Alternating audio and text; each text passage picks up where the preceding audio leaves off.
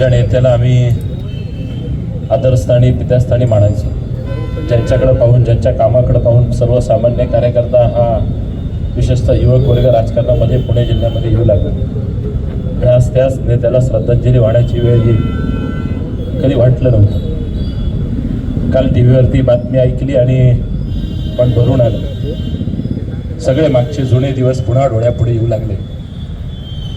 खरं तर अजितदादांनी आमच्यासारख्याला माझ्यासारख्याला राष्ट्रवादी विद्यार्थी काँग्रेसच्या अध्यक्षपदाची जर संधी त्या कालखंडात दिली नसती, मी विचार केला माझ्यासारखा कार्यकर्ता गावचा सरपंच देखील झाला नसता. आज इथपर्यंतची जी पदं भोगली त्यामध्ये दादांनी आमच्यातला तो गुण ओळखला आणि आम्हाला ती संधी दिली.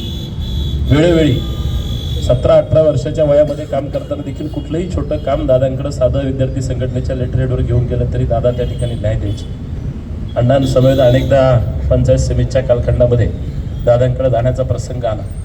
दिशा समितीच्या माध्यमातून त्या सभागृहामध्ये त्यांच्या समेत काम करण्याची संधी मिळाली. कामाची उत्तम पटलेली हातोटी आणि प्रशासनावरचा एवढा मोठा वचक महाराष्ट्रामध्ये कुठल्याच नेत्यामध्ये नाही हे मी ठामपणाने सांगू शकतो. पहाटेच्या 4-4, 5-5 वाजता उठून रस्त्यावरती सर्वसामान्य जनतेच्या प्रश्नांकरता लढायचं, रात्री 12-12 वाजेपर्यंत काम करायचं हे पवार कुटुंबीय सोडून कोणी करू शकत नाही. आणि दादांचा हा गुण या देशात कुठल्याच नेत्यामध्ये. अजितदादांच्या नावानं सुरुवातीला या राजगुरुनगर शहरामध्ये आम्ही दहीहंडी उत्सव साजरा करायचो. प्रत्येक कार्यकर्त्याचं मन आज भरून आलेलं आहे. किती बोललं तरी हे शब्दात मांडू शकत नाही. एक प्रश्न मनाला पडतो की जो माणूस रात्रंदिवस समाजासाठी लढत होता, बारामतीला देखील प्रचाराच्या सभेच्या निमित्तानं कार्यकर्त्याला ताकद द्यायला दादा जात होते. अशा वेळेस एवढ्या वाईट पद्धतीने दादा त्या ठिकाणी आपल्यातनं निघून गेले. तो ॲक्सिडेंट पाहिला किंवा त्याची चित्र पाहिले तरी मन भरून येतं. आज खरं तर आपल्या तालुक्यामध्ये वेगवेगळ्या ठिकाणी माझ्याही जिल्हा परिषदच्या गटामध्ये त्यांच्या सभा होणार होत्या. उद्या या पक्षाला नेतृत्व कोण किंवा दादांची जागा घेणार कोण, कोणताच चेहरा डोळ्यापुढे येत नाही.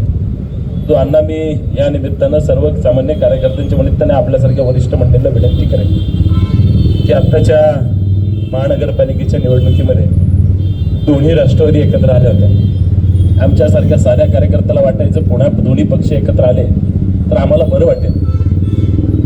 त्या ठिकाणचा पराभव बघितल्यानंतर ग्रामीण भागातल्या मातीतल्या प्रत्येक कार्यकर्त्याच्या मनात हळहळ होती. प्रत्येकाला वाटलं होतं की ती चूक आपण ग्रामीण भागामध्ये भरून काढून जिल्हा परिषद दादांच्या ताब्यामध्ये त्या ठिकाणी. मला वाटतं आता दोन्ही नेतृत्व दोन्ही पक्ष पवारसाहेबांनी त्या ठिकाणी भूमिका घेतली पाहिजे आणि एकत्र आले पाहिजे. यातनं दादांनी संकटातल्या कुठलाही साधा कार्यकर्ता असू द्या, आमदार असू द्या, मंत्री असू द्या, मोठ्या मोठ्या भल्या भल्या संकटातून दादा या नावानं त्यांना बाहेर त्या संकटातनं बाहेर काढण्याचं काम केलं. ही ताकद उद्या कोण देईल आम्हाला सांगता येत नाही, पण हे सावरण्याची जबाबदारी तुमच्यासारख्या वरिष्ठ मंडळींची आहे. हे झालं तर खऱ्या अर्थानं हा पक्ष टिकेल. मगाशी अध्यक्षांनी सांगितलं हे राजकीय व्यासपीठ नाही, तरी मला वाटतं खेड तालुक्यातली 90% जनता ही राष्ट्रवादी काँग्रेसला मानणारी होती. नंतरच्या काळात गटतटातनं वेगळे पक्ष झाले, पण या तालुक्यातल्या ग्रामीण भागात जी काही धरणं झाली, या तालुक्यातल्या शेतकऱ्यांना जो न्याय दिला गेला, इथल्या MIDCला जे काही सुजलाम सुफलाम बनवलं गेलं, त्यामुळे आज आम्ही चांगल्या प्रकारे जगू शकतो. मराठवाड्यापेक्षा आपली परिस्थिती फार उज्ज्वल आहे. त्याचं कारण पवार परिवार.